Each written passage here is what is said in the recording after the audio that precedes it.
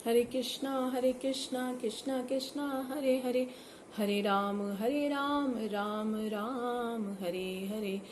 तो भगवद गीता की महिमा की इन कड़ियों में हम अपनी चर्चा को आगे बढ़ाते हैं। तो भगवान भगवद गीता में 3 प्रकार के कर्म हमें बताते हैं। सतोगुण में, रजोगुण में और तमोगुण में हम अपने सारे कार्य इन तीनों के आधार पर हम सारे कार्य करते हैं। सात्विक कर्म, राजसिक कर्म और तामसिक कर्म। तो कलयुग में राजसिक और तामसिक कर्म की बहुत ज़्यादा प्रधानता है, लेकिन फिर भी बहुत सारे जीव ऐसे हैं जो सतोगुण में कार्य करते हैं। तो तीनों प्रकार के कार्यों के हमको अलग अलग तरह के रिजल्ट मिलते हैं, अलग अलग तरह के परिणाम हमें भुगतने होते हैं। जो सतोगुण में कार्य किए जाते हैं उनके परिणाम हमेशा सुखद होते हैं, और जो राजसिक और तामसिक गुणों के अंदर जो कार्य किए जाते हैं वो हमेशा गलत परिणाम लेकर आते हैं। तो हमने बहुत सारी कथाएं, हम पुराणों से और भागवतम से कथाएं सुनते हैं।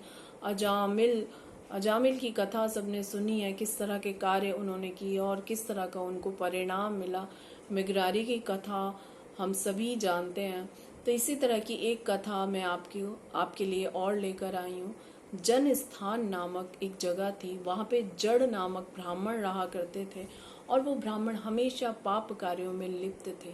उनका कार्य तो था लोगों को शिक्षा देना गीता और भागवतम की, लेकिन वो ऐसा कार्य नहीं करते थे। वो धन कमाने के लिए गलत कार्य भी किया करते थे, पाप कार्य भी किया करते थे। एक बार वो दूसरे शहर जाते हैं, और उस दूसरे शहर में वो व्यापार के सिलसिले में जाते हैं और बहुत सारा धन कमाकर वो वापस आ रहे होते हैं। जब वो वापस आते हैं तो रात्रि में वो किसी गांव में रुकते हैं, और जब वो उनके साथ उनके संगी साथी भी होते हैं, और वहाँ पर उनके ऊपर डाकू आक्रमण करते हैं, उनका सारा धन लूट के उन सबको मार देते हैं। अब जब वो वापस नहीं आते तो उनका एक पुत्र होता है जो बहुत धार्मिक प्रवृत्ति का होता है। वो गीता पढ़ता है, वो भागवतम पढ़ता है, लोगों का साथ अच्छा व्यवहार करता है। इस तरह वो धार्मिक जो उनका बेटा होता है, उसको चिंता होती है कि पिताजी वापस नहीं आए। तभी उनको कहीं से उनको खबर मिलती है कि पिताजी मारे गए। जो वो बहुत दुखी होते हैं, लेकिन फिर सब लोग उन्हें बताते हैं कि ऐसे तुम्हें अपने पिताजी का श्राद्ध करना चाहिए।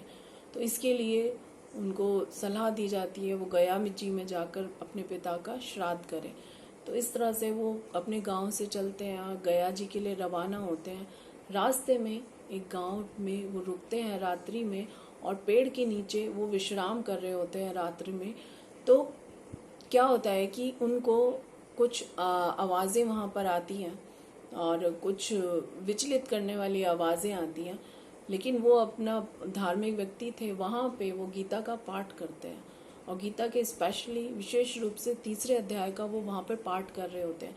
तो थोड़ी देर में एक पुरुष वहाँ पे प्रकट होते हैं जो बहुत सुंदर है, और विष्णु के जैसे उनका रूप है। तो वो पूछते हैं कि आप कौन हैं?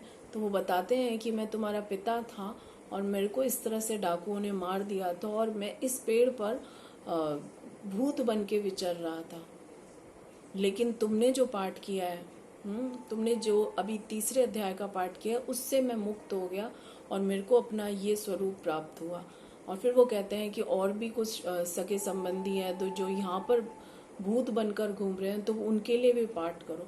तो वो कहते हैं कि मैं ना सभी के लिए पाठ करता हूँ, जो लोग भी जितने भी, और भगवान विष्णु से प्रार्थना करते हैं और दिन रात गीता के 3रे अध्याय का पाठ करते हैं, और दिन रात विष्णु जी से प्रार्थना करते हैं कि सभी नरक में जितने भी लोग हैं उनको छोड़ दिया जाए। और वो इतना तीव्रता से और इतना प्रेम से पाठ करते हैं कि विष्णु जी के दूत यमलोक में जाते हैं, और वहाँ यमराज जी से प्रार्थना की जाती है कि इन सबको छोड़ दिया जाए। तो इस तरह से ये कथा हमें बताती है कि गया जी में भी श्राद्ध करने से भी ज़्यादा फल गीता के 3रे अध्याय के पाठ का महत्व है। उसका सब बहुत ज़्यादा महत्व है कि हम 3रे अध्याय का पाठ करें।